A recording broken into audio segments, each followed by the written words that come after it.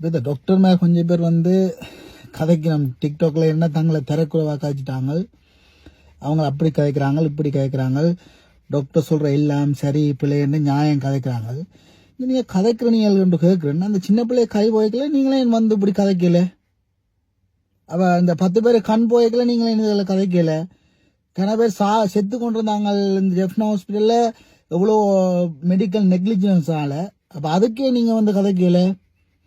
இப்போ உங்களுக்கு அந்த மரியாதை குறையுதுன்னு வந்து கதைக்கிறீங்க. உங்களை என்னடாப்பா செய்யறதாப்பா? நியாயம்ண்டா எல்லாத்துக்கும் வந்து வெளியில கதைக்கணும்டாப்பா. நீங்க டாக்டரை மேல பேக்கப் பண்றலாம் நிக்கிறீங்களே தவிர நியாயத்தை கதைக்கிறீங்க இல்லையடாப்பா.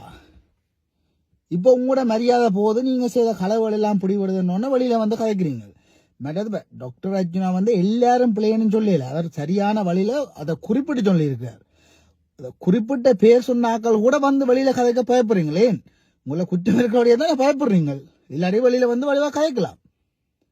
நீங்களாப்பா திருந்த மாட்டீங்க, கடைசி வரையும் திருந்த மாட்டீங்க.